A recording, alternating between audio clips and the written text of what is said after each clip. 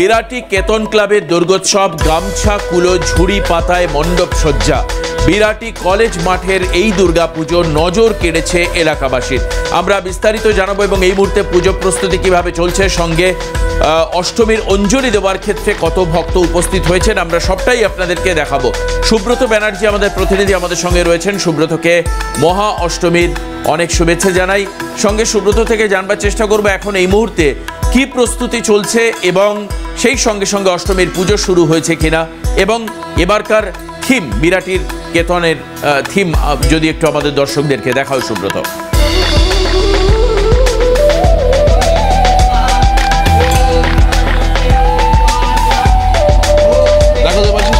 প্রথমে জানাই শুভ অষ্টমী অনেক শুভেচ্ছা অভিনন্দন। আমার সিএন এবং সিটিভিএন সকল দর্শকদের জানাই শুভ অষ্টমী প্রীতি শুভেচ্ছা অভিনন্দন।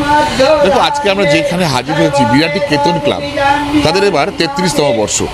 গ্রাম বাংলার হারিয়ে যাওয়া ঐতিহ্য যেমন গামছা, ঝুড়ি, হোগলা পাতা, কুলো ইত্যাদি দিয়ে তারা কিন্তু করেছেন, গ্রাম বাংলার ঐতিহ্যকে ফুটিয়ে তুলেছেন।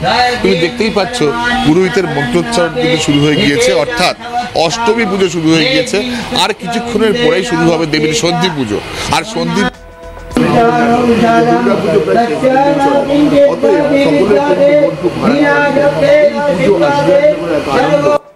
তুমি দেখতে পাচ্ছ পুরোহিতের মন্ত্রোচ্চারণ চলছে এবং অষ্টমী পুজো শুরু হয়ে গিয়েছে।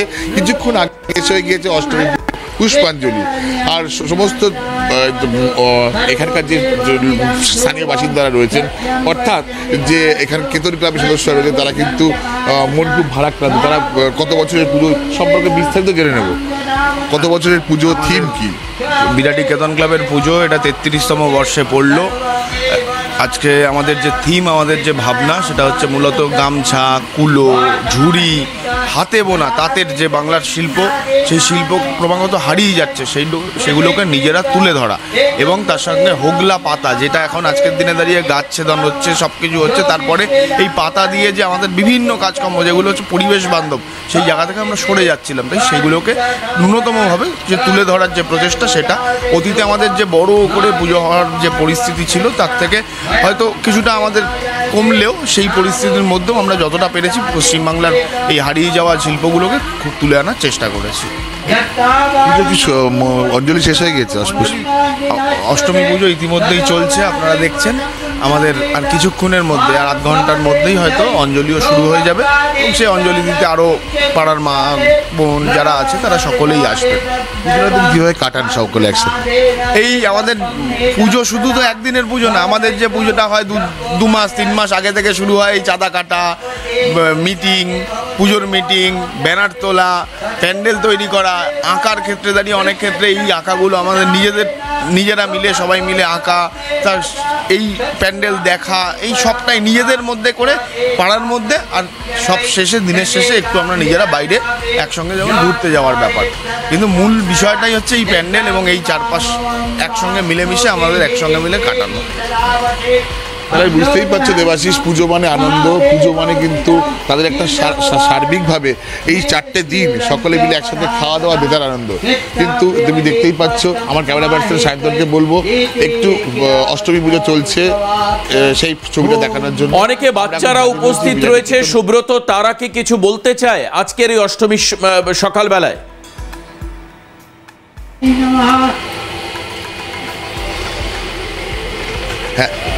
হ্যাঁ, তুমি দেখতেই পাচ্ছ প্রচুর শিশুরা উপস্থিত হয়েছে। তারা কিন্তু দেখতে সুন্দরভাবে পাঞ্জাবি, পাজামা, নতুন জামা প্যান্ট পরে হাজির হয়েছে। তোমার নাম?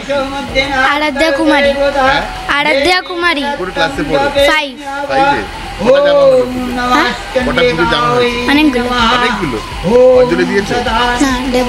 আচ্ছা, মায়ের কাছে কি কামনা করছো? মাকে কি বলছো?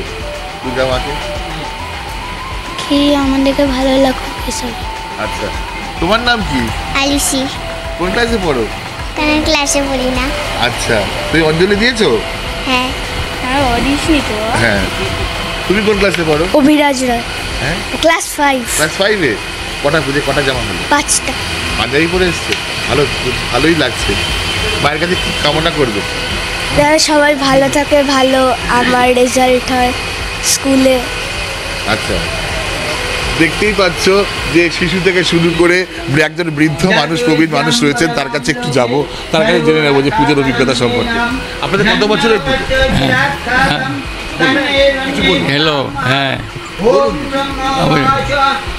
25 বছর। কত বছর?